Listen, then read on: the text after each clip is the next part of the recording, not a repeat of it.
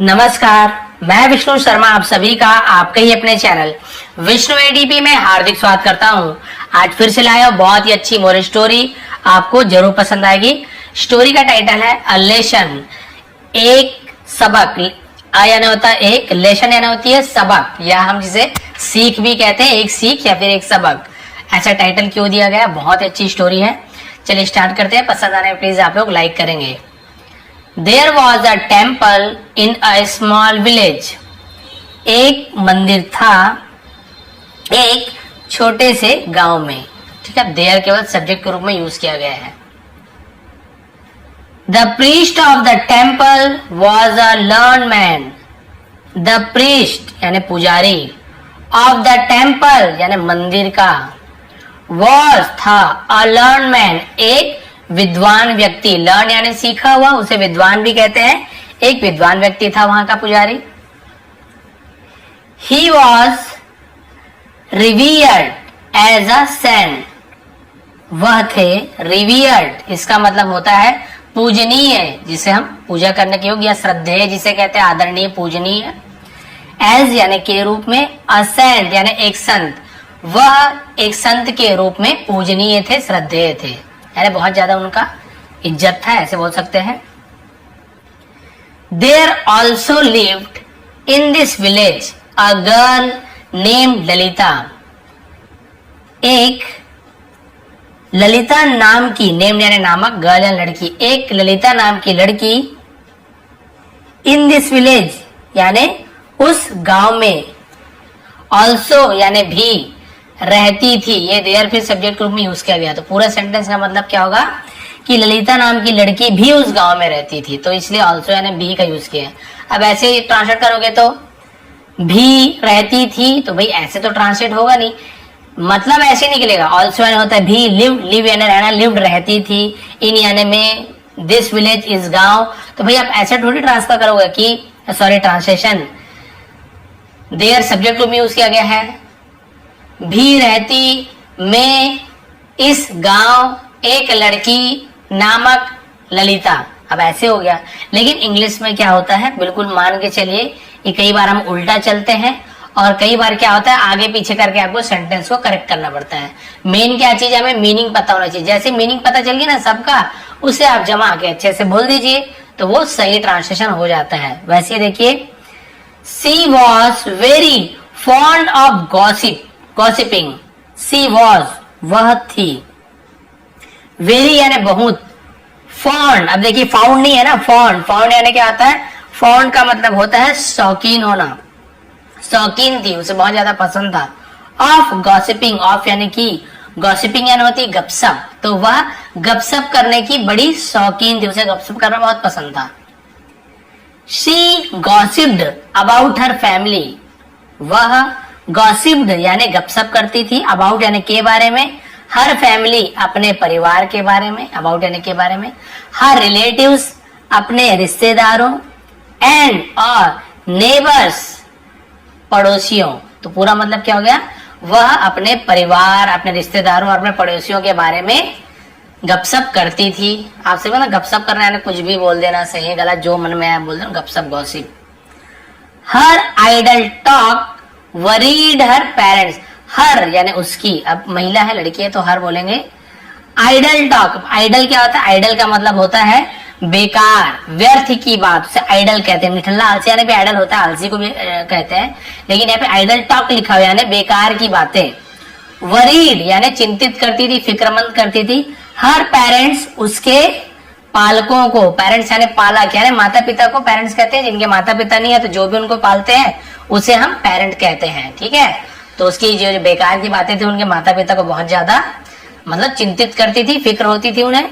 अब क्या हुआ, वन डे, एक दिन, they approached the priest of the temple. वे अप्रोच यानी पहुंचे, अप्रोच यानी पहुंच, अप्रोच्ड यानी पहुंचे, second form. The priest of the temple यानी मंदिर के पुजारी, मंदिर के पुजारी के पास पहुंचे। To seek his advice, to seek, seek यानी होता है मांगना, टू सीक यानी मांगने के लिए, हिज यानी उनकी, एडवाइस यानी सलाह। अब उनकी सलाह लेने के लिए वो आ गए, उनके पास पहुंचे। The priest agreed to help them, the priest पुजारी, अग्रीड यानी सहमत हो गए, राजी हो गए, टू हेल्प यानी मदद करने के लिए, देम यानी उनकी मदद करने के लिए वो राजी हो गए। ठीक है भाई, तुम्हारी मदद कर दूंगा। The following day, the following यानी होता है अगले दिन, उसे हम फॉलोइंग का यूज करते हैं, अगले दिन। He called Lalita to the temple, he called उसने बुलाया, ललिता को टू द टेम्पल यानी मंदिर बुलाया अगले दिन।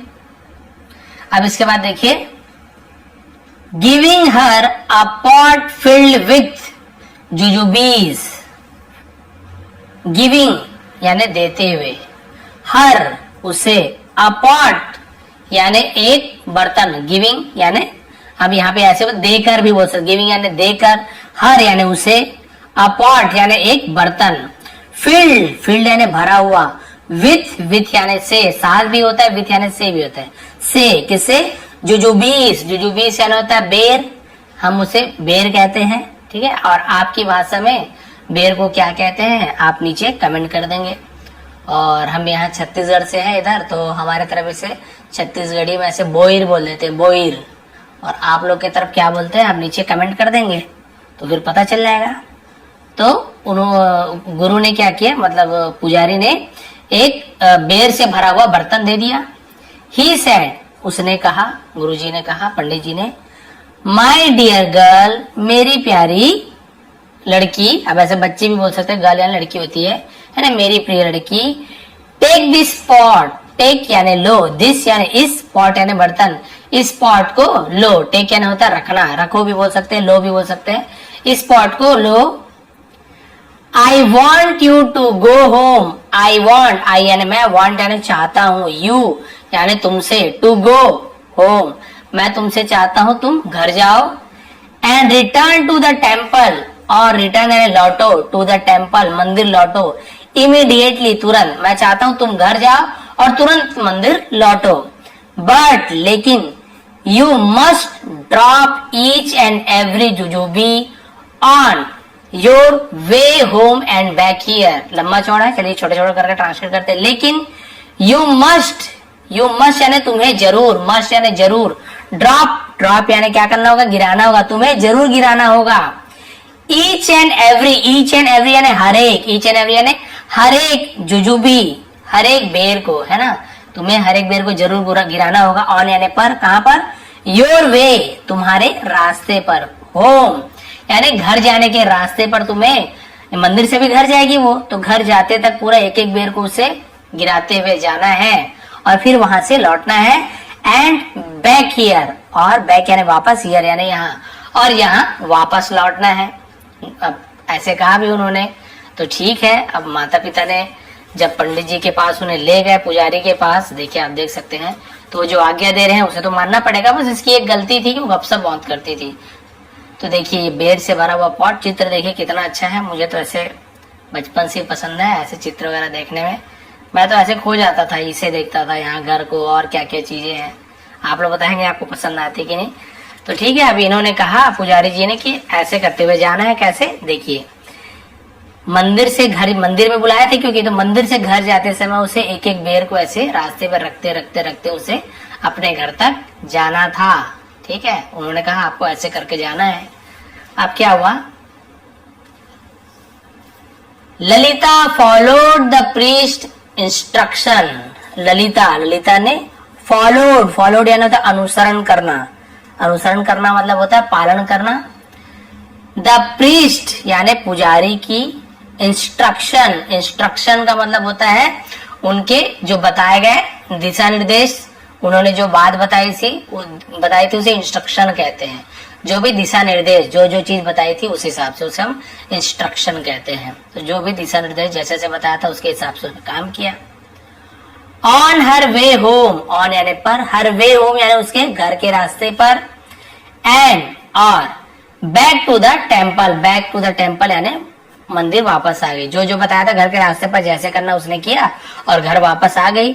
शी ड्रॉप्ड, उसने, वह भी होता उसने भी होता, ड्रॉप्ड गिराया, ऑल द जुजुबीस सभी बेरों को, फ्रॉम द पॉट, फ्रॉम यानी से, द पॉट यानी बर्तन से सभी बेरों को गिराया।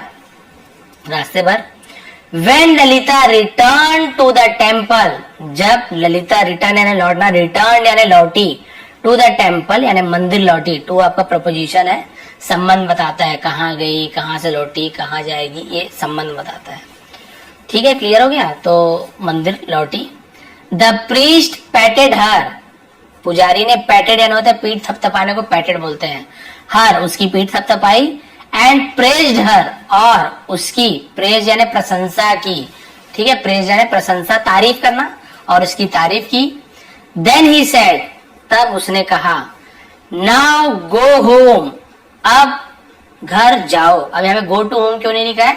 क्योंकि होम के साथ टू का यूज नहीं करते हैं, गो के साथ टू का यूज नहीं करते। बाकी देखेंगे आप, देखिए return to the temple to लगा है ना, गोइंग टू द मार्केट तो वहां पर भी टू लगता है, गोइंग टू स्कूल तो टू लगता है, लेकिन होम में देखिए टू नहीं लगेगा, ये ध्यान देंगे। ठीक है, I am going to home नहीं बोलेंगे, आई एम गोइंग होम बस बोलेंगे। नाउ गो होम, अब घर जाओ, with this empty pot, with यानी साथ। अब देखिए विथ यानी यहाँ पे साथ में मतलब हो रहा है, कहीं पे से मतलब होता है, कहीं पे साथ मतलब होता है, आप आगे वाक्य देख के समझ सकते हैं। दिस एम्प्टी पॉट, इस खाली, एम्प्टी यानी खाली, पॉट यानी बर्तन, इस खाली बर्तन के साथ अपने घर वापस जाओ। एंड रिटर्न, और लौटो, टू द टेम्पल, मंदिर, अगेन फिर से, और फिर से मंदिर लौटो। पहले मंदिर से घर पे जब बेर को छोड़ते हुए आना, फिर वो खाली बर्तन लेके मंदिर आई, फिर बोले अब फिर तुम खाली बर्तन ले जाके मंदिर, मतलब मंदिर से घर जाओ। But on your way home, लेकिन तुम्हारे घर के रास्ते पर